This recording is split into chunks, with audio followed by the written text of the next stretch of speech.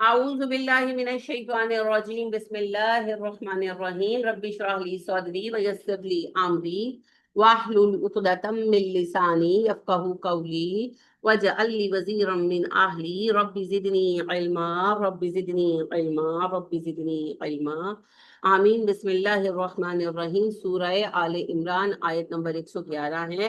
ہم 110 کے ساتھ اسے کنیکٹ کر کے چلیں گے کہ اللہ کریم نے ارشاد فرمایا کہ تم لوگ بہترین امت ہو اور تمہارے ہونے کا مقصد نظام عالم کو اللہ کے قانون کے تحت رکھنا ہے، اور تمہارا ذمہ ہے کہ لوگوں کو اچھائی اور برائی کا فرق سمجھاؤ اور اچھائی اور برائی کو کلیئر کر دو۔ گرے شیڈز نہیں رکھنے، بلیک اور وائٹ کو الگ الگ کرو، اور اس کے بعد اللہ پر بھروسہ کرتے ہوئے اپنا کام۔ سمجھ گئے؟ یہ جو کہانی ہے نا، بہت سناتے ہیں، بہت سارے عالم ہمارے سناتے ہیں، سارے ہی صحیح ہیں، سارے ہی صحیح ہیں۔ اگر سارے ہی صحیح ہوتے تو پھر اللہ کے اتنے سارے رسول کیوں آتے، اور اتنے سارے رسول کیوں تکلیفیں اٹھاتے، اور ہمارے نبی صلی اللہ علیہ وسلم اتنی مشقت کیوں اٹھاتے؟ سارے ہی صحیح ہیں تو پھر آپ صلی اللہ علیہ وسلم نے جو یہ کہا کہ میری امت کے 73 فرقے بنیں گے، ایک جنتی سب جہنمی، تو اس کا کیا مطلب ہوا؟ پھر تو سارے ہی صحیح ہیں؟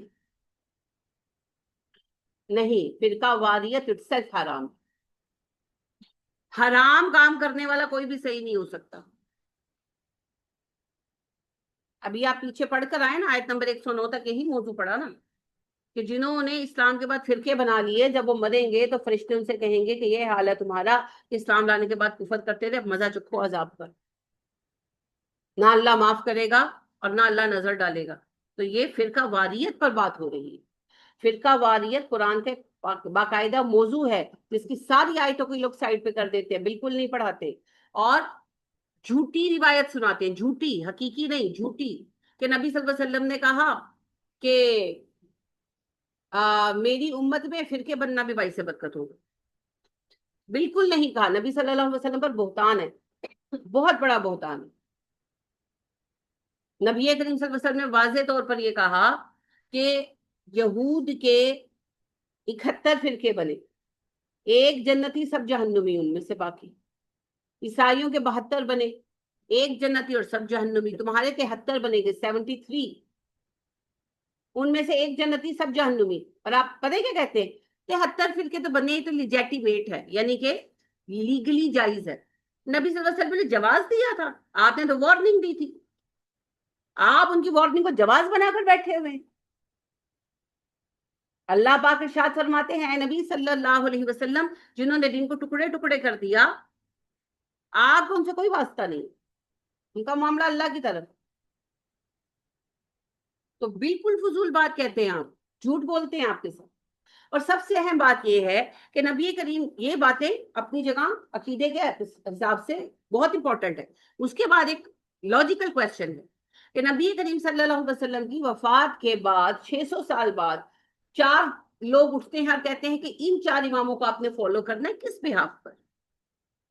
کیسے ہزاروں لاکھوں علماء میں سے آپ نے 4 کو چن کر فرقے بنا لیے، اور شیعوں نے 12 کو چن کر بنا لیے؟ دونوں ہی غلط ہے، ایکولی غلط ہے۔ کیا نبی کریم صلی اللہ علیہ وسلم کہہ کر گئے؟ کیا اللہ نے قرآن میں نام اتارے؟ نہیں نا۔ تو پھر یہ کون ہے؟ دین ایک ہے، مذہب 4 ہے۔ مذہب کی ٹرم لائیں آپ، قرآن و حدیث میں سے مذہب کا لفظ لا کر دیں گے۔ مذہب تو تہذیب کے لیے استعمال ہوتا ہے، رہن سہن کا طریقہ، خود خود ساختہ بنا لی۔ دین کیا ہے، مذہب کیا ہے؟ دین ہے اسلام، مذہب ہمارا جو ہے اہل سنت۔ نبی صلی اللہ علیہ وسلم نے تو یہ نہیں سکھایا، لا کر دے مجھے، سب سے پہلے ماننے والی میں ہوں۔ تو نبی کریم صلی اللہ علیہ وسلم کے 600 سال بعد 7ویں ہجری میں جو ہے فرسٹ ٹائم فرقہ حنفی کا لفظ استعمال ہوا، اور پھر بس چل پڑا یہ سلسلہ۔ کوئی اصل نہیں، ایک ہی دین ہے اسلام، الاسلام، اور اس کے سوا کوئی دین نہیں۔ اور یہی ہمارے رب نے ہمیں ارشاد فرمایا، ابھی آپ اوپر پڑھ کر آئے کہ تم مرنا تو مسلمان ہی مر۔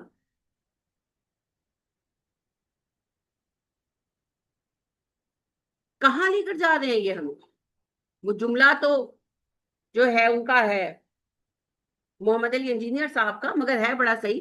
تو کہتے ہیں یہ دغا باز لوگ ہیں، انہوں نے سواریاں بٹھائیں مکہ مدینہ کے نام پر اور جا کر اتار دی حنفی، شافی، حنبلی، مالکی وغیرہ کے اس پر. ویسے انہوں نے ان کا نہیں کہا، انہوں نے وہ قادری وغیرہ کہا. میں کہہ رہی ہوں یہ بھی تو وہی معاملہ ہے. امت نے اختلاف ہی ڈالنا ہے نا. کسی نے پیری فقیری کے نام پر ڈال دیا، کسی نے قانون کے نام پر ڈال دی، سیاست دانوں نے ملک کے نام پر ڈال دیا. امت کو تو تتر بتر کر دیا. چار لوگ اکٹھے ہی نہیں ہو سکتے. ایک گھر کے اندر ایک بھائی حنفی ہو گیا اور ایک بھائی شافعی ہو گیا، وہ اکٹھے نماز نہیں پڑھتے. کیا کھیل رچایا ہوا ہے آپ؟ کچھ تو خدا کا خوف کرے، کچھ تو شرم کرے. اور جھوٹ کیا بول گیا نبی صلی اللہ علیہ وسلم نے چاروں طریقوں سے نماز پڑھی ہے. اچھا لاؤ، دو نا، ثبوت دو نا. بخاری سے لاؤ، مسلم سے لاؤ. اور آپ یہ امیجن کریں ہمارے علماء کی بددیانتی کہ یہ لوگ ساری زندگی بخاری پڑھاتے ہیں، ساری زندگی بخاری ٹیچ کرتے ہیں نا. جو سینئر علماء ہیں، کسی نے 27 بار زندگی میں بخاری کمپلیٹ کرائی ہے اسٹوڈنٹس کو. اگلے دن میں گزر رہی تھی تو وہ مسجد کے باہر لگا ہوا تھا کہ الحاج فلاں فلاں فلاں قاری صاحب، اور ان کا 37th بیچ کمپلیٹ ہوا ہے بخاری کو. استاذ الاستاذ، استاذان، یعنی بہت سارے استاذ العلماء. تو آپ دیکھیں کہ 37 ٹائمز انہوں نے اسٹوڈنٹس کو ختم کروائی ہے بخاری. ان کو نہیں پتا. یہی بات اللہ کہتے ہیں، وہ جو کچھ کہتے ہیں جانتے ہیں کیا کہہ رہے ہیں. تو ان کے پاس کوئی ایکسکیوز نہیں. امت کی بدحالی کا سب سے بڑا ذمہ علماء پر، سب سے بڑا ذمہ.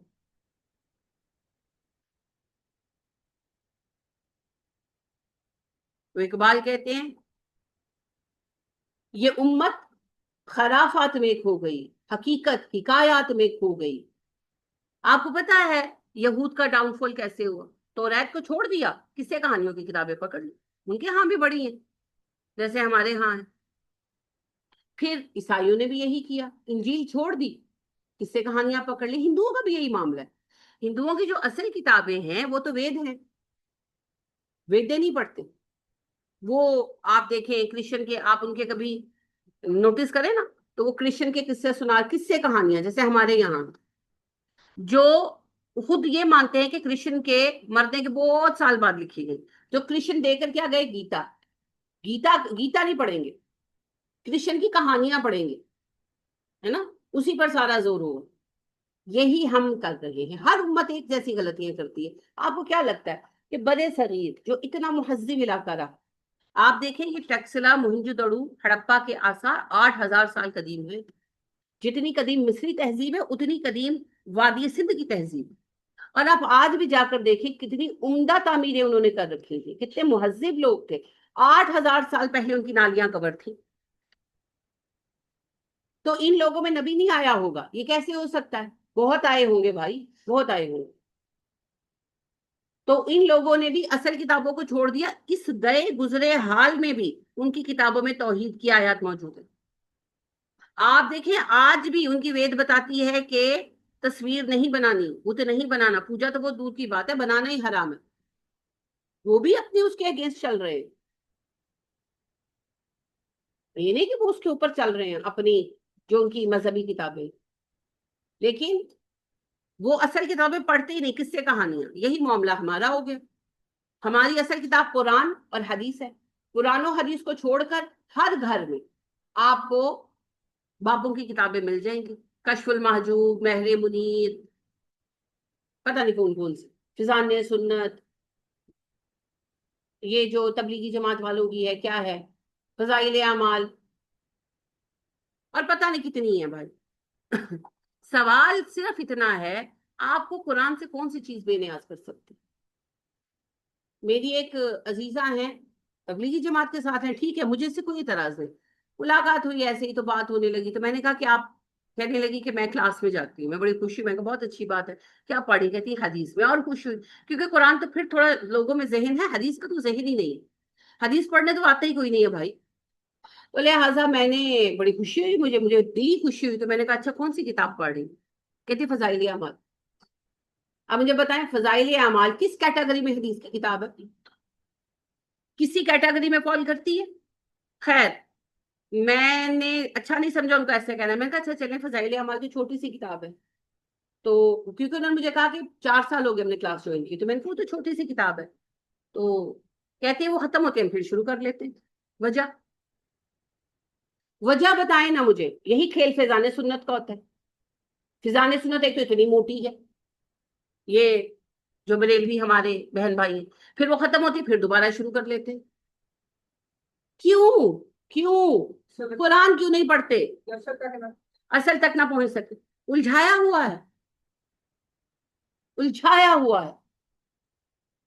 قرآن پڑھو بھائی، قرآن پڑھو، قرآن کے بعد پہلے بخاری پڑھو، بخاری پڑھو، مسلم پڑھو، احادیث کی کتابیں پڑھو، خود دیکھو کہاں کھڑے ہو۔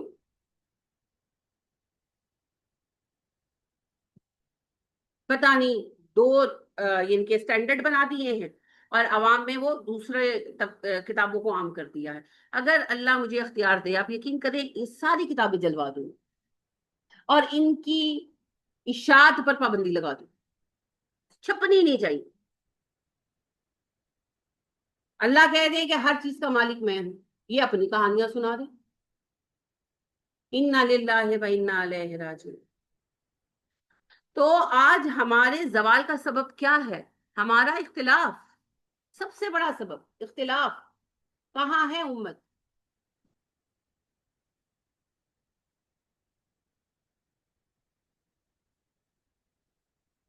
تو اللہ پاک ہم پہ رحم کرے۔ منفت ایک ہے اس قوم کی، نقصان بھی ایک ہی، سب کا نبی دین بھی ایمان بھی ایک، حرم پاک بھی اللہ بھی قرآن بھی ایک، کچھ بڑی بات تھی ہوتے جو مسلمان بھی ایک، فرقہ بندی ہے کہیں اور کہیں جاتے ہیں، کیا زمانے میں پنپنے کی یہی باتیں۔ انا للہ و انا الیہ راجعون۔ بڑی تکلیف ہوتی ہے، بڑی تکلیف ہوتی ہے، اور کوئی پروڈکٹیو کام نہیں کرائیں گے۔ مجھے بتائیں تبلیغی جماعت کتنی بڑی ہے؟ جب ان کا اجتماع ہوتا ہے 3 روزہ، اگر یہ ہر بندے سے روز ایک ایک پودا لگوائیں تو لاہور ہرا بھرا نہیں ہو جائے گا؟ سیم کوشچن ایاست آر قادری صاحب سے ہے میرا۔ اتنے فالوور ہیں اور بلائنڈ فالوور ہے، بلائنڈ فالوور۔ تو ان کو اگر وہ حکم دے دے کہ آپ لوگوں نے 1 مہینہ روز ایک ایک پودا لگانا ہے، 1 کروڑ پودے ایسے پورے ہوں لاہور، مگر ہم کوئی پروڈکٹیو کام کیوں کروائیں؟ ہم تو دنگے فساد کرانے کے لیے ہیں، یا پھر ہم وظیفے کرانے کو ہیں۔ الو کی آنکھ نکلوا لو، قبروں کے اوپر پہنچ جاؤ وہ کرنے کے لیے۔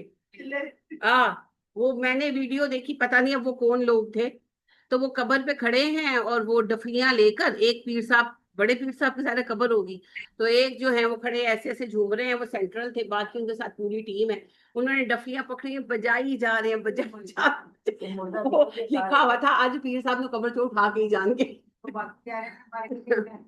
بے نظیر صاحب کی قبر پہ گئے ہوئے تھے، میں دیکھ رہی تھی، اور ساتھ آوازیں لگائیں، بی پی تجھ کو آنا ہوگا، آنا کتوں آئے گی بی پی، دماغ خراب ہے تہاڈا، ساڈے ہاں تے پنر جنم بھی نہیں ہوندا کہ دوبارہ جنم لے کے آ جائے۔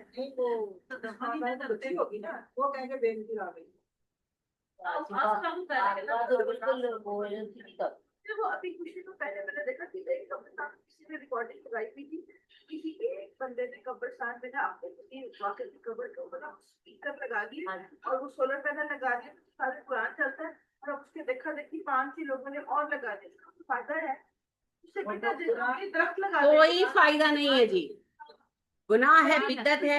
یہ پچھلے سال سے آغاز ہوا تھا کہ قبر کے اوپر 1 یا 2 سولر پلیٹیں لگا کر تو اس پر جو ہے تلاوت چلا دی۔ آپ کسی غریب کے گھر میں 2 سولر پلیٹیں لگا کے اس کا پنکھا چلوا دیں تو آپ کے ابا جی کو، اما جی کو ثواب ہوگا۔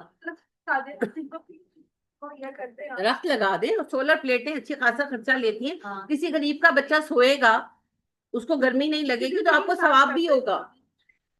ہاں، مرے ہوں کے لیے آپ جتنے چاہے ڈرامے کر لیں، ایسے بخششیں نہیں ہونی، بلکہ الٹا مار اس بات کی پڑنی ہے کہ اے تانوں سمجھایا کہ نہیں بے وقوفو، قبراں تے تو سولر پلیٹاں لگاؤ تو زندہ بیچارے تڑف دے رہے ہیں۔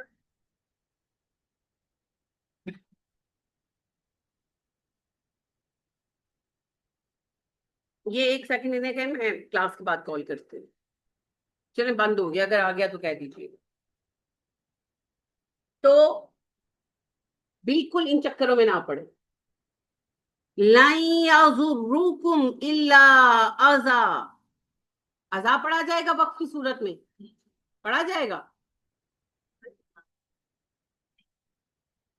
سوچ لیں. ایک دفعہ پڑھی جائے گی وقت کی صورت میں. کیوں آگے الف ہے؟ تنوین ہے نا، ایک زبر پڑھی جائے گی. اس کو ری چیک کیجئے گا. اچھا جی، وہ تم کو نقصان نہیں پہنچا سکتے سوائے اس کے کہ اذیت دے. کون؟ جو بھی آپ کے دشمن ہیں، اسلام کے دشمن ہیں. اگر آپ اللہ کی راہ میں کام کر رہے ہیں، اہل کتاب کی بات ہو رہی ہے نا، کہ اہل کتاب ایمان نہیں لائے، اگر لے آتے تو اچھا تھا. تو اب نہیں لائے تو تمہیں صرف ستا سکتے ہیں، تمہیں نقصان نہیں دے سکتے. ہمارے اپنے لوگوں میں بھی یہی ہے. جو قرآن پر چلتا ہے اس کی راہ روکتے ہیں تو پریشان نہ ہو، وہ آپ کو کچھ نہیں کر سکتے، نہیں ستا سکتے. وہ آپ کو صرف باتوں سے تنگ کر سکتے ہیں تو کرنے دیں گے. جیسے وابی نے، اے جی گستاخ رسول نے، ایسی باتیں کرتے ہیں، دل دکھتا ہے. اس سے زیادہ وہ آپ کو کچھ نہیں کر سکتے. کیا کریں گے؟ اللہ یہ کہ اللہ کی طرف سے کوئی آزمائش لکھی. اور اہل کتاب کی بات تو آپ نے دیکھ لی، کتنا شور تھا کہ اسرائیل کا یہ نہیں ہو سکتا، وہ نہیں ہو سکتا. ایک اکیلے ایران نے چھکے چھڑوائے، دیکھا آپ نے. تو کچھ نہیں بگاڑ سکتے ہمارا، یہ سب ہوا بنایا گیا ہے، حقیقت کچھ نہیں ہے. تو اللہ کہتے ہیں دین کا کام کرتے ہوئے پریشان مت ہو، یہ صرف تمہیں ستا سکتے ہیں، تمہیں نقصان نہیں پہنچا سکتے. اور اگر پھر بھی نقصان پہنچ جائے تو اللہ کی تقدیر ہے. آپ شہید ہو گئے، اس سے آگے کیا چاہیے، ہے نا. وَإِن يُقَاتِلُوكُمْ، اگر وہ جنگ کریں گے تم سے، يُوَلُّوكُمُ الْأَدْبَارَ، پیچھے پھر جائیں گے. اگر تم سے جنگ ہوگی بھاگ جائیں گے میدان جنگ سے. یہ نہیں ہے کہ فوراً ہی بھاگ جائیں گے، مطلب یہ ہے کہ غالب پھر تم ہی آؤ. بڑی شدید جنگیں ہوئی ہیں، بڑی شدید جنگ، جنگ قادسیہ بڑی شدید جنگ ہوئی تھی. اور جو یہ ہوئی ہماری صلیبی جنگیں، عیسائی بہت جم کے لڑے، ایسی بات نہیں ہے. کیونکہ ادھر بھی مذہب کا جنون تھا نا، غلط صحیح الگ بات ہے، ادھر بھی مذہب کا جنون تھا. تو ادھر تو مذہب ہمارا مقصد تھا. وہ بھی حرم کے لیے لڑ رہے تھے، ہم بھی حرم کے لیے لڑ رہے تھے. تو بہت بہت شدید جنگیں ہوئی اور بہت جم کے لڑے، ایسی بات نہیں ہے. پریشانی پیدا کی ہمارے لیے، لیکن پھر غالب آئیں گے. اس کی نبی صلی اللہ علیہ وسلم کے فوراً بعد جو ہمیں اگزامپل ملتی ہے نا، مسلمہ کذاب کی ملتی ہے. یمن والوں سے سچ مچ نبی مان بیٹھے تھے. تو مسلمانوں کو سب سے زیادہ جنگ یمامہ میں نقصان اٹھانا، کیونکہ جتنے جوش سے مسلمان لڑ رہے تھے اتنے جوش سے وہ نالائق بھی لڑ رہے تھے، کیونکہ وہ اس کو نبی مان چکے تھے. اور یعنی بہت شہادتیں ہو رہی ہیں. اسی وجہ سے پھر ابو بکر صدیق رضی اللہ تعالیٰ عنہ نے خالد کو دوسرے محاذ سے بھیجا، جاؤ یمامہ پر جاؤ. وہ پھر یمن آئے، لیکن فوری فتح تب بھی نہیں ہوئی. اور اس میں بہت سارے مرحلے ہیں، سناؤں گی کبھی آپ کو. بہت سارے مرحلے ہیں، یعنی بہت اسٹریٹجیز کی، یہ کرتے ہیں وہ کرتے ہیں، اور وہ ہر چیز کا یعنی ویئر کر جاتے ہیں. یہاں تک کہ ایک بار ایک دن ایسا ہوا کہ کچھ صحابہ کو دیوار سے اندر پھینک دیا گیا، یعنی کہ انہوں نے آپس میں اسٹریٹجی کی. سینئر صحابہ نے کہا کہ قربان ہم اسلام پر، تم پھینک دو ہم دروازہ کھول دیں گے. دروازہ کھول بھی دیا، مگر وہ اتنا لڑے اتنا لڑے اتنا لڑے کہ انہوں نے پھر دروازہ بند کر دیا. تو پریشان تھے، سچ مچ پریشان تھے مسلمان، کیونکہ وہ یہ جنگ ہار نہیں ہم سکتے تھے نا. صحابہ کو پتا تھا اگر یہ جیت گئے کم وقت تو وہ تو سچا نبی مان لیں گے اس کو، یہ تو بہت بڑا فتنہ ہو جائے گا. تو ہمیں تو ہر قیمت پر یہ جنگ جیتنی ہے، کیونکہ وہ جنگ زمین کے لیے نہیں ہو رہی تھی، پیسے کے لیے نہیں، وہ عقیدہ رسالت کی حقیقت کی جنگ تھی. اور ایسا جوش تھا ان کا کہ ان کو یہ تھا نا، آپ دیکھیں نا اس چیز کو، آپ یوں کنسیڈر کریں کہ صحابہ میں جب نبی صلی اللہ علیہ وسلم فزیکلی موجود تھے اور آپ کہتے تھے کہ کون جنت کے وعدے پر جان دیتا ہے، تو صحابہ کا کیا جوش ہوتا تھا. اب وہی معاملہ ادھر چل رہا تھا، کیونکہ وہ تو اس کو سچا نبی مان رہے تھے، وہ جھوٹا تھا، وہ ایک لہدہ مسئلہ ہے، پر وہ تو سچا مان رہے تھے نا. تو وہ جب کہتا تھا کہ بھئی جنت ملے گی تو لوگ پروانہ وار انصار ہوتے تھے. تو پھر آخر کار اللہ پاک نے یہ جو اجر رکھا حضرت وحشی رضی اللہ تعالیٰ عنہ کے لیے رکھا، اور بہت بری باتیں ان کے لیے کہتے ہیں، کہنے والوں کو شرم آنی چاہیے۔ اسلام ہر گناہ کا کفارہ ہے، اور جو نبی صلی اللہ علیہ وسلم نے کہا نا کہ اللہ مسکرائے گا ان دو بندوں پر جو جنت میں جائیں گے جبکہ ایک قاتل اور ایک مقتول ہوگا، تو اس کا جو سب سے بڑا گروپ یعنی کہ پیر مجھے نظر آتا ہے وہ حضرت وحشی اور حضرت حمزہ ہیں رضی اللہ تعالیٰ عنہما، دونوں جنت میں جائیں گے۔ تو پھر یعنی کہ سارے سینئرز بیٹھے، تو انہوں نے خالد کہنے لگے کہ اگر کسی طرح ہم اس کو مار دینا مسلمہ کو تب فتح ہو سکتی، کیونکہ مسلمہ مر جائے گا تو یہ لوگ گر جائیں گے۔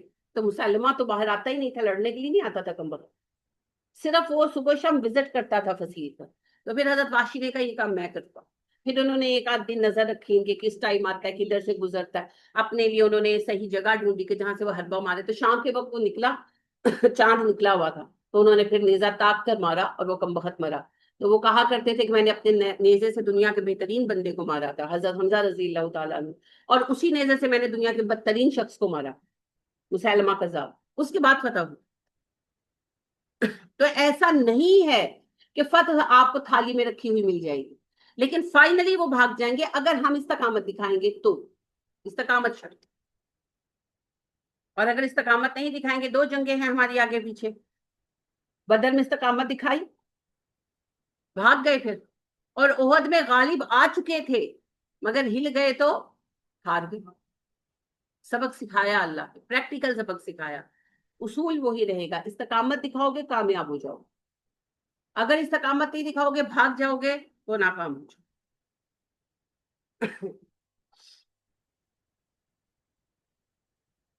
تو جب بھی تم سے جنگ کریں گے پریشان مت ہو، بھاگ جائیں گے۔ اور بھیا میں تو حیران رہ گئی، میں واقعی حیران رہ گئی۔ میں اگرچہ مجھے 100% یقین ہے کہ یہود ہمارے مقابلے پہ نہیں لڑ سکتے، مگر اتنی جلدی ہار جائیں گے؟ 4 بم پھینکے ایران والوں نے۔ آپ نے ریلیاں دیکھی، پاکستان ہمیں بچا لو، پاکستانی تمہارے مامے کے پتر لگتے ہیں تمہیں بچا لے۔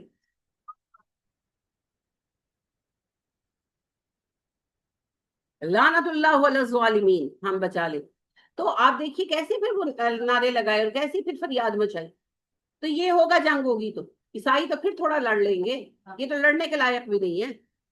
اور دیکھا تھا کیسے جا کے سرنگوں میں چھپے، وہ جو اللہ نے کہا وہ سب ہم نے آنکھوں سے دیکھ لیا، پھر بھی یہ گن گاتے ہیں اسرائیل کو کوئی ہرا نہیں سکتا۔ اصل مسئلہ اسرائیل کی طاقت کا نہیں ہے، اصل مسئلہ ہمارے اختلافات کا ہے۔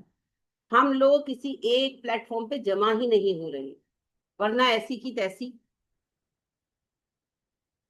جس طرح فنڈنگ ہوتی ہے اختلافات کے لیے فرقہ واریت، اس طرح اسلامک والے کیا ایک شخص کے لیے نہیں فنڈنگ کر سکتے؟ سب کچھ کر سکتے ہیں۔ 2-3 پرابلمز ہیں اس کے اندر۔ پہلی بات تو یہ ہے کہ علماء ہی نہیں ہونے دیتے، سب سے بڑی ہنڈرنس خود علماء ہے، کیونکہ اتفاق رائے ہو جائے گا تو ان سب کے کھاتے بند ہو جائیں گے، ایک بات ہے۔ دوسرا مسئلہ یہ ہے پھر کہ سیاست دان وہ چن چن کر ان لوگوں کو اوپر لائے ہوئے ہر اسلامی ملک میں جو ان کی کٹ پتلیاں ہیں، وہ کسی ایسے بندے کو نہیں آنے دیتے۔ ہمارے سامنے اگزامپل ہے۔ میں بالکل یہ نہیں کہتی، جب عمران خان حکومت میں تھے میں نے تب بھی کہا تھا کہ وہ اسلامی ریاست نہیں بنا سکتے۔ میں بالکل یہ نہیں کہہ رہی کہ عمران خان آئیں گے تو مہنگائی ختم ہو جائے گی، عمران خان آئیں گے تو اسلامی ریاست قائم ہو جائے گی، لیکن وہ اپنی مرضی کا فیصلہ لیں گے نا، انہیں اتنا بھی گوارا نہیں کہ کوئی ایسا بندہ جو صاحب رائے ہو اپنی مرضی سے فیصلہ کرے، انہیں نہیں چاہیے۔ انہیں صرف کٹ پتلیاں چاہیے جو ان کے اشاروں پر ناچے۔ لہٰذا آپ دیکھیں کہ جس وقت اتنا غزہ کا مسئلہ چل رہا تھا تو عطا تارڑ صاحب نے کہا کہ جب تک امریکہ کی طرف سے ہمیں اجازت نہیں ہو، نہ ہمارے پرائم منسٹر اور نہ ہمارے چیف آف آرمی اسٹاف کوئی رائے دے سکتے ہیں، کوئی بیان دے سکتے ہیں، ہم امریکہ سے تعلقات نہیں بگاڑ سکتے۔ انہیں ایسے لوگ چاہیے، انہیں وہ لوگ نہیں چاہیے جو کھڑے ہو کر سر اٹھا کر کم از کم رائے تو دے۔ ایسے لوگ نہیں چاہیے، غائب کر دیتے کسی نہ کسی شکل میں۔ تو ایسا کوئی بندہ نہیں چاہیے نا، تو ایسے لوگوں کو سامنے ہی آنے نہیں دے رہے، سارے کٹ پتلی ہیں۔ تو لہٰذا جس وقت آپ دیکھیں بھٹو صاحب کا یہ معاملہ ہوا ہے، اس وقت ایکچولی ہوا کیا تھا؟ اسلامک سمٹ ہوا تھا اور اس میں کچھ فیصلے کیے گئے تھے کہ ہم لوگ اپنا ایک تو اسلامک بینک بنائیں انٹرنیشنل، مسلم ممالک کو بلا سود قرضے فراہم ہوں، مسلمانوں کے ٹیکنیکل ترقی کے لیے جو ہے یونیورسٹیز بنائی جائیں، اور فلسطین کے مسئلے کے لیے کچھ اقدامات کا فیصلہ کیا گیا جو 100% ہمیں پتہ نہیں چلے، کیونکہ ابھی تو انہوں نے ڈیسائیڈ کیا تھا۔ تو اس کے جتنے آپ دیکھیں اس سمٹ میں جتنے بھی سربراہان مملکت شریک ہوئے تھے، سال کے اندر اندر یا وہ اتر گئے یا وہ مر گئے، یہ ہوتا ہے۔ تو اس سے نمٹنے کے لیے یہ منافقتیں ہیں نا، ہمیں تھوڑا وقت تو لگے گا، ہم نکل آئیں گے انشاءاللہ۔ یہ تھوڑا عرصہ، کتنا عرصہ؟ آپ دیکھیں کسی بھی قوم کو نظریے کو نہیں کاٹ سکتے، آپ لوگوں کو بہکا سکتے ہیں، انہوں نے بہکا لیا۔ اب پرابلم پتہ ہے کیا ہے؟ عرب جو پورا پٹی ہے ہماری، اس کے پاس پیسہ بہت ہے۔ اب اللہ کا جو پلان چل رہا ہے، جو بظاہر سمجھ آتا ہے، اور میرا خیال ہے کہ ایسا ہی ہوگا، یہ ریاستیں ہاتھ سے جائیں گی، پیسہ ہاتھ سے جائے گا، پھر ہوش آئے، پھر اپنی اصل پر واپس لوٹ آئے۔ تھوڑا وقت ہے، مگر انجام کار ہوگا ہمارا ہی انشاءاللہ۔ ہمارے پاس اللہ کے سوا کوئی نہیں ہے، تو اللہ کے پاس بھی تو کوئی اور امت نہیں ہے، تو اس لیے سب ہو جائے گا، بس اپنا کام کریں، اور وہ کام ہے لوگوں کو اصل مقصد دینا، کہ تم دنیا میں اس لیے نہیں آئے کہ تم عیاشیاں کرو، نہ تو زمین کے لیے ہے نہ آسماں کے لیے، جہاں ہے تیرے لیے، تو نہیں جہاں کے لیے۔ رہے گا راوی و نیلو فرات میں کب تک؟ رہے گا راوی و نیلو فرات میں کب تک؟ دیکھیے اگلی لائن بھول گئی ہوں۔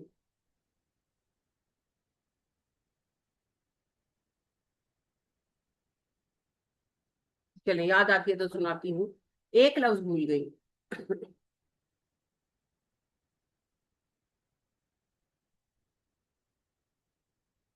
تو ہمارا جو کام ہے نا، وہ انٹرنیشنلی اس اللہ کے قانون کو لاگو کرنا۔ تیرا سفینہ، مجھے بیڑا یاد آ رہا تھا، میں جانتی ہوں کہ بیڑا کا لفظ استعمال نہیں ہو۔ رہے گا راوی و نیلو فرات میں کب تک، تیرا سفینہ کے ہے بہرے بے قراں کے لیے۔ تو پوری دنیا میں اللہ کا دین نافذ کرنا ہمارا ذمہ، اس کے لیے اٹھنا ہوگا۔ تو آپ دیکھیں نا کہاں سے کہاں ہمیں پہنچایا گیا۔ مسلمان سائنٹسٹ کتنا کام کر رہے تھے، اور آج کیا ہو رہا ہے؟ کھیرا کاٹنے کا شرعی طریقہ ہے نا، استنجا کرنے کا شرعی طریقہ۔ تو میں نے ویڈیو دیکھی تھی، وہ جی مدنی منوں کو باتھ روم جانے کی وہ دے رہے ہیں، کیا تربیت دے رہے ہیں جی؟ باتھ روم جانے کی تربیت دینا بری بات نہیں ہے، یہ سکھانا چاہیے، لیکن سکھا کیا رہے ہیں؟ 2 اینٹیں رکھی ہیں اور وہ اس پہ بیٹھ رہا ہے بچہ، تو وہ بتا رہے ہیں کہ دائیں پیر پہ زیادہ زور ڈالو، اور پھر استنجا کی 52 سنتیں۔ تسی کنے گھنٹے استنجا کر دے ہو بھائی؟ کیڑیاں 52 سنتاں، 52 سنتیں استنجا کرنے کی، وہ کیا ہوتی ہیں؟ یہ والا ہاتھ، یہ والی انگلی، ایسے کیا بکواس چل رہی ہے؟ کہاں سے آئے ہو تم لوگ؟ کون ہو؟ حد ہو گئی ہے۔ کہ جلدی واش روم سے باہر آؤ، واپس سنتے پورے کرتے کرتے کتنا ٹائم نکالی کہاں سے ہیں؟ نکالی کہاں سے ہیں؟ بھی کریں گے نا ہندی بھی پوری کریں۔ ہاں انا للہ و انا الیہ راجعون۔ آپ اینٹوں پر بٹھا کر کیا سکھا رہے ہیں؟ کموڈ ہیں بھائی، کون سی اینٹیں؟ کیا ضرورت ہے اس کی؟ کون سے ویرانے میں آباد کرنے لگے؟ چاند پہ جانے لگے ہیں آپ؟ انا للہ و انا الیہ راجعون، خرافات میں ڈالا ہوا ہے اوپر، ان سب سے نکلنا۔ اور اللہ کہتے ہیں جب وہ پیٹ پھیر جائیں گے، ثم لا ینصرون، کوئی مدد کرنے بھی نہیں آئے گا ان۔ چلیں بتائیں، اسرائیل کی مدد کرنے کون آیا؟ کوئی نہیں آیا۔ جو تھوڑا بہت امریکہ نے دخل دیا نا، امریکہ کے اپنے ہڈن پرپزز ہیں، ایکچولی یہود کے پرپزز ہیں، امریکہ تو ان کے ہاتھ کی ربر سٹیمپ ہے، ورنہ ایکچولی ایک دوسرے کے انفیکٹ اندر سے ایک دوسرے کے دوست نہیں ہے، سیاسی مقاصد اس وقت اکٹھے ہوئے ہوئے، اور کوئی بات نہیں۔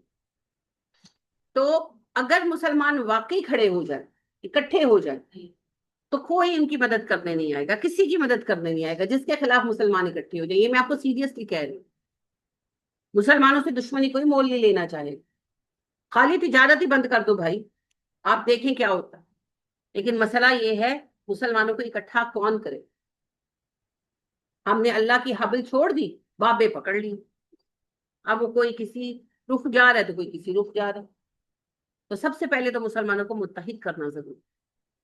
وَضُرِبَتْ عَلَيْهِمُ الذِّلَّةُ أَيْنَمَا ثُقِفُوا إِلَّا بِحَبْلٍ مِّنَ اللَّهِ، ان پر مسلط کر دی گئی ہے ذلت، جہاں کہیں بھی یہ جائیں گے۔ کون؟ جو اللہ کے دین سے منہ پھیریں گے، اس میں نمبر 1 یہودی، کفار، عیسائی، اور پھر مسلمانوں میں بھی منافق، جہاں جائیں گے رسوا ہوں گے، جہاں جائیں گے ذلیل ہوں گے۔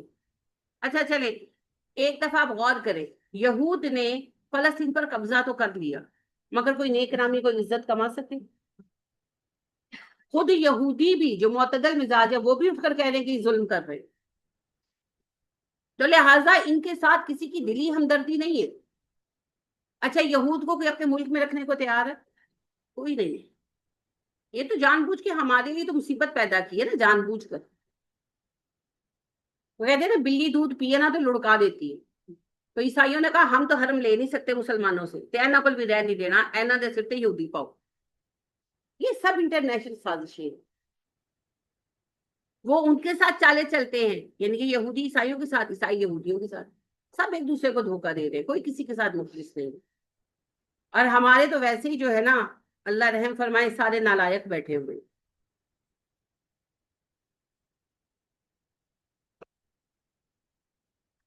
تو اللہ کہتے ہیں جہاں کہیں بھی یہ جائیں گے یہ رسوائی ہوں گے، تم پریشان مت ہو، تم دین پر قائم رہو۔ آج ہم رسوا ہو رہے ہیں، کیوں؟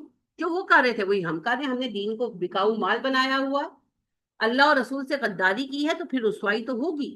اللہ بحبل من اللہ، سوائے اس کے کہ وہ اللہ کی پناہ پکڑ لیں، یعنی کہ مسلمان ہو جائیں یا تابع فرمان ہو جائیں، کوئی ایک کام تو کریں، یا مسلمان ہو جائیں یا ذمی بن کر تابع فرمان بن کریں، وَحَبْلٍ مِّنَ النَّاسِ، یا لوگوں کی پناہ پکڑ لیں، یعنی کہ معاہدہ کر لیں، امن معاہدے ہو جائیں، جیسے ہمارا بھارت کا معاہدہ ہے۔ عام طور پر تو لڑائی نہیں ہوتی نا، ہمارا چائنا کا تعلق ہے، تو غیر مسلم ہے، ٹھیک ہے، رہو تمہاری مرضی، مگر پھر امن کے ساتھ تو رہو۔ تو اللہ کہتے ہیں ایک ہی راستہ ہے ان کے پاس، یا تو یہ ایمان لے آئیں اور یا پھر یہ امن کے معاہدے کر لیں۔ وَبَاءُوا بِغَضَبٍ مِّنَ اللَّهِ، وہ اللہ کے غضب کے ساتھ لوٹے۔ کہاں لوٹے؟ کہاں لوٹے؟ جہاں بھی لوٹے، یعنی کہ میدان جنگ میں آئے تو بھی غضب، اللہ ان پر غضب نہ کرے، مومنوں سے لڑ رہے ہیں بے وجہ، اور اگر مر کر اللہ کے پاس اس حالت میں لوٹے تو بھی غضب کا ہی شکار ہے، مغضوب علیہ ہیں۔ تو خاص طور پر یہ بات یہود کے لیے ہے یہاں، اس کے بعد جو یہود کے رستے پر چلے وہ سب اس میں آ جائیں گے۔ وَضُرِبَتْ عَلَيْهِمُ الْمَسْكَنَةُ، اور ان پر مسلط کر دی گئی مسکنت، محتاجی۔ مسکنت ہوتا ہے سکانہ سے، یعنی بے بسی، کچھ کر نہ پانا۔ اللہ کہتے ہیں یہ بے بس ہے، یہ کچھ نہیں کر سکتے۔ ہم آج سب اپنے آپ کو بے بس پاتے ہیں۔ دیکھیں یہ اصول ہے، اگر ایک یہودی شراب پیے گا لیور کینسر ہوگا، اور ایک مسلمان پیے گا تو نہیں ہوگا؟ ہوگا نا، کیونکہ یہ فزیکل لاز ہے نا، یہ نہیں چینج ہوتے۔ اسی طریقے سے یہ بھی قانون ہے، جو اللہ کے دین پر چلے گا اللہ مدد کریں گے، جو دین سے غداری کرے گا اللہ مسکنت مسلط کر دیں گے۔ یہود نے توریت سے غداری کی، مسکنت مسلط ہوئی۔ مسلمان قرآن سے غداری کریں گے تو کیا مسلط ہوگا؟ مسکنت ہوگی نا۔ ہاں، اللہ کے ہاں یہ بھید بھاؤ نہیں چلتا، آئی ڈی کارڈ نہیں چلتے، اور ہمیں تو زیادہ بڑی سزا ملے گی کیونکہ ہمارا عہدہ زیادہ بڑا ہے۔ دیکھیں نا، ایک پی این رشوت لیتا ہے اور کمشنر صاحب خود رشوت لیتے ہوئے پکڑے گئے، تو دونوں کے سٹیٹس میں فرق ہے نا۔ پی این بیچارہ میٹرک پاس غریب آدمی، کمشنر صاحب تعلیم یافتہ صاحب حیثیت، تو فرق آ جائے گا نا۔ وہی بات ہے کہ ہمیں پھر اللہ پاک نے قرآن دیا، سب سے بہترین نبی دیے، اور قرآن کو توریت والوں کا تو ایک مسئلہ ہی نہیں کہ توریت رہی نہیں ان کے پاس، قرآن تو موجود ہے، نبی اکرم صلی اللہ علیہ وسلم کے ہر سنت اور ہر حدیث ہمارے ہاتھ میں ہے، اس کے بعد بھی ہم غداری کریں قرآن و سنت سے تو پھر بھائی مار تو پڑے گی۔ کہ محمد سے وفا تو نے تو ہم تیرے ہیں، یہ جہاں چیز ہے کیا، لوہ و قلم تیرے ہیں، اور اگر تو نے محمد سے کی بے وفائی تو پھر جوتے بھی تجھے ہی پڑیں گے صلی اللہ علیہ وسلم۔ ہر قانون کی کرورلی ہوتی ہے نا، ہوتی ہے نا۔ اگر آپ زیادہ کھائیں گے موٹے ہو جائیں گے، کم کھائیں گے پتلے ہو جائیں گے، کرورلیز ہے نا۔ اسی طریقے سے اگر اللہ اور رسول سے وفا نبھائیں گے اللہ کو غالب کر دے گا، اور اگر بے وفائی کریں گے تو اللہ کیا کرے گا؟ مغلوب کر دے گا۔ قرآن کو سنت کو اپنائیں گے اللہ معزز کر دے گا۔ حدیث رسول ہے نا، کل بھی میں نے حضرت عمر رضی اللہ تعالیٰ عنہ کے حوالے سے سنائی کہ عمر فاروق رضی اللہ تعالیٰ عنہ نے بتایا میں نے آپ کو مکے کا حاکم بنایا ابن ابزی رضی اللہ تعالیٰ عنہ. تو اعتراض کیا گیا قریش کی جانب سے کہ ابن ابزی آزاد کردہ غلاموں میں سے غلام اور آپ نے اسے ہم پر حاکم بنا دیا. حضرت عمر فاروق رضی اللہ تعالیٰ عنہ نے کہا ہاں میں نے اسے حاکم بنایا کیونکہ وہ قرآن کا علم آپ لوگوں سے زیادہ جانتے ہیں. اور خبردار نبی کریم صلی اللہ علیہ وسلم نے ہمیں کہا اللہ لوگوں کو قرآن کے ذریعے معزز کرے اور قرآن کے سبب سے رسوا کرے.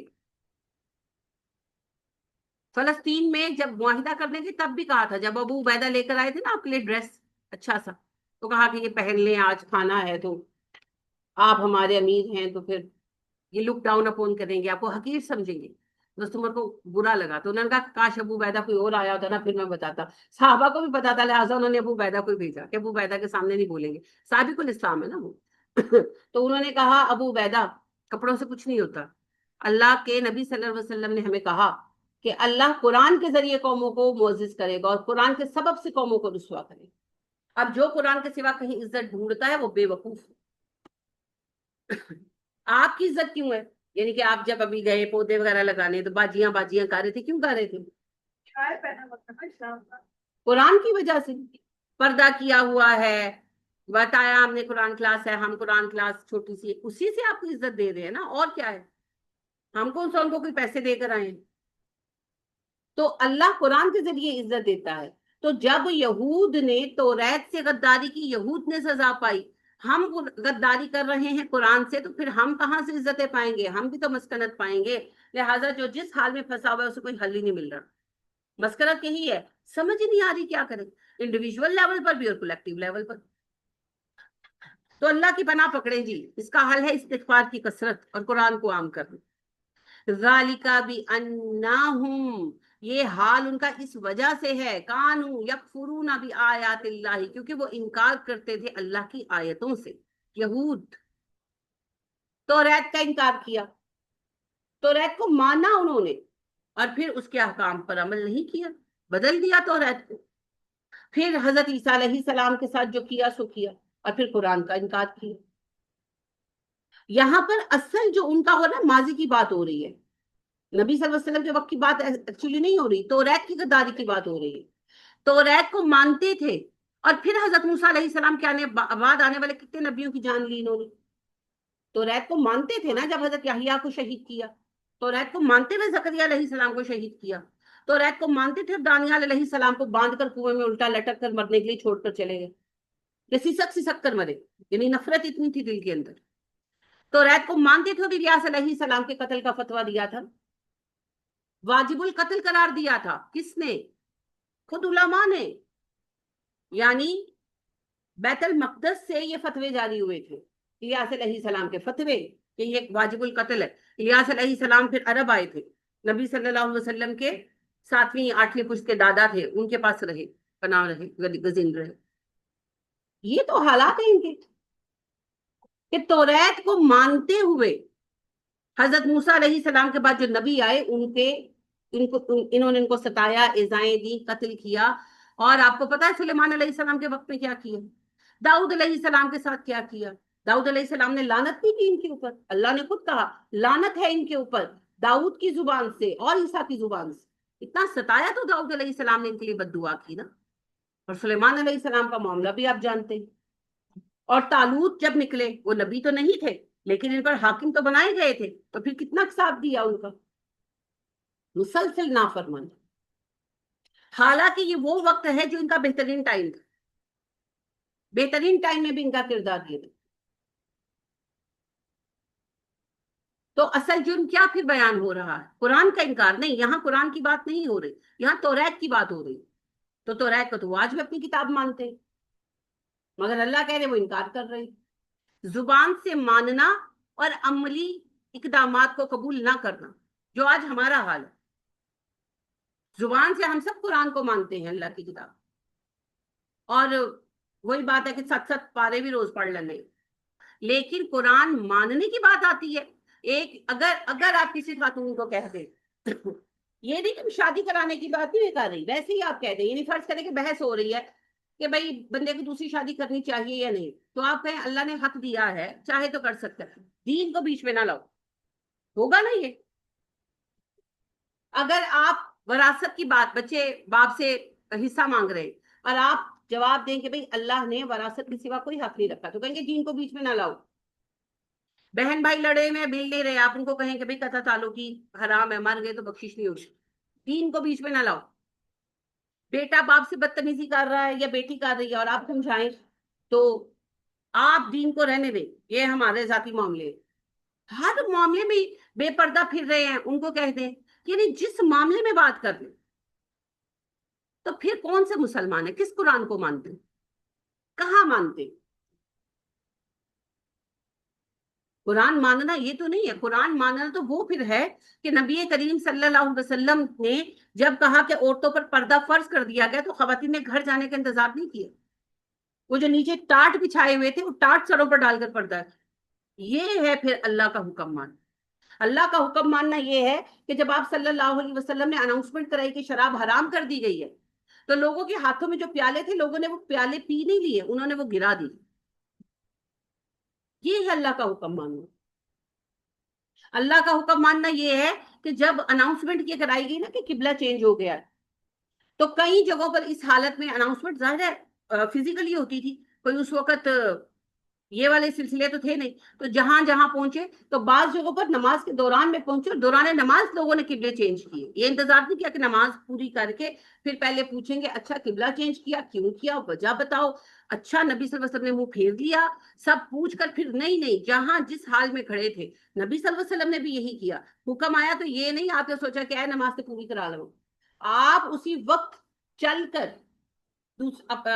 بیت اللہ کی طرف آ گئے، اور صحابہ نے بھی نہیں یہی کیا کہ بھئی اچھا بعد میں دیکھتے ہیں، صرف منافقوں نے یہ کیا، سب صحابہ پورا گھوم کر آپ کے پیچھے صفے بنا کر کھڑے ہو گئے، منافق ادھر ہی کھڑے رہے، ہم بعد میں پوچھیں گے۔ تو یہ جو ریزننگ ہے نا، دراصل یہ منافقت کے سبب سے ہو رہی ہے، اس وجہ سے نہیں ہو رہی کہ سمجھ نہیں آ رہی، اس وجہ سے نہیں ہو رہی۔ ابھی پرسوں میں نے ایک ویڈیو دیکھی، چھوٹی سی تھی، کہ دو بچیاں جا رہی تھی، عبائے پہنے ہوئے تھے، تو ایک بے غیرت شخص نے ایک بچی کا سکارف کھینچا اور وہ بائک پر تھا، تو وہ ظاہر بچی بھی گر گئی، سکارف تو وہ کھینچ کر لے گئے۔ اب اس پر اس نے لکھا کیا ہوا تھا، لوگ کہتے ہیں پردہ کر کے نکلو تو کوئی نہیں چھیڑے گا، آپ یہ نہیں کہہ رہے کہ وہ بندہ کتنا بے حیا ہے، آپ اعتراض پردے پہ کر رہے ہیں، ٹھیک مسئلہ۔ تو بات یہ ہے کہ اللہ یہ جو کیفیت یہود کی بیان کر رہے ہیں کہ وہ اللہ کی آیتوں کا انکار کرتے ہیں، یہ قرآن پر ایمان لانے کے بارے میں نہیں ہے، یہ توریت پر عمل نہ کرنے کے بارے میں۔ تو ہم بھی تو اسی کیفیت میں بیٹھے ہیں کہ زبانی کلامی ہم سب کو قرآن بڑا اچھا لگتا ہے اور عملی اعتبار سے ہمیں قرآن نہیں چاہے، تو یہ ایمان نہیں۔ ایمان کیا ہے جی؟ ایمان کی ڈیفینیشن کیا ہے؟ اقرار باللسان، تصدیق بالقلب اور عمل بالجوارح، تو کہاں ہے؟ وَيَقْتُلُونَ الْأَنْبِيَاءَ بِغَيْرِ حق، اور نبی قتل کیے انہوں نے بلا سبب، یہ جرم یہود کا خاص ہے، ہمارا اس سے کوئی واسطہ نہیں، دور دور تک نہیں۔ ذَلِكَ بِمَا عَصَوْا وَكَانُوا يَعْتَدُونَ، سبب یہ ہے کہ وہ حد سے بڑے ہوئے تھے، سخت نافرمان، کہ یہود سخت نافرمان تھے، حد سے بڑھنے والے لوگ تھے۔ لیسوا سواء، برابر نہیں ہے یہ سارے، سب اہل کتاب یکساں نہیں ہے۔ من اہل کتابی امت قائمہ، اہل کتاب میں قائم رہنے والی جماعت بھی ہے، جو حق پر قائم ہے وہ لوگ بھی ہیں، آج ہمارا بھی یہی معاملہ ہے، حق پر قائم کھڑے لوگ بھی ہیں۔ یتلون آیات اللہ آناء اللیل، وہ پڑھتے ہیں اللہ کی آیتیں رات کی گھڑیوں میں، وہم یسجدون، اور وہ کرتے ہیں سجدے۔ اب دیکھ لیں، وہ اللہ کی آیتیں پڑھتے ہیں، سمجھتے ہیں، اپنی توفیق برابر تو عمل کرتے ہیں نا، اور راتوں میں عبادت کرتے ہیں۔ یؤمنون باللہ والیوم الآخر، ایمان لاتے ہیں اللہ پر اور آخرت کے دن پر۔ ویأمرون بالمعروف، نیکی کا حکم دیتے ہیں۔ وینہون عن المنکر، اور روکتے ہیں برائیوں سے۔ ویسارعون فی الخیرات، اور نیکی کے کاموں میں جلدی کرتے ہیں۔ یہ صفتیں ہیں اہل کتاب کی، تلاش کیجئے آپ میں ہیں، جو ہیں الحمدللہ، جو نہیں ہے وہ پیدا کیجئے۔ وَأُولَئِكَ مِنَ الصَّالِحِينَ، یہی ہے جو صالح لوگ، یہی ہیں جو صالح لوگ ہیں۔ تو دعا تو مانگتے ہیں اللہم اجعلنی من الصالحین، لیکن اس پر عمل بھی کرے نا. اگر آپ نے ایتھلیٹ بننا ہے تو اس کی کچھ پریکٹس تو کریں گے. صالح بننا ہے تو ذرا ان صفتوں کو دیکھیں، گھر جا کر ذرا لسٹ بنائیے گا یہ جو 4 5 صفتیں ہیں، اور پھر ٹیلی کیجئے گا کہ کون کون سی ہے. ایمانداری کے ساتھ ٹیلی کیجئے گا کون کون سی مجھ میں ہے اور کون کون سی نہیں ہے. جو نہیں ہے اس کو پیدا کرنا ہے، اور جو ہے اس کو اور امپروو کرنا ہے، تبھی جا کر صالح لوگوں میں شامل ہوں گے. کوشش تو کریں، باقی پھر برکت دینے والی ذات اللہ کریم. تو اللہ ہم سب کو برکت عطا فرمائے اور اللہ پاک ہمیں بہترین مومن بنائے، آمین. سبحانک اللہم و بحمدک ونشہد ان لا الہ الا انت ونستغفرک ونتوب الیک. السلام علیکم ورحمۃ اللہ وبرکاتہ.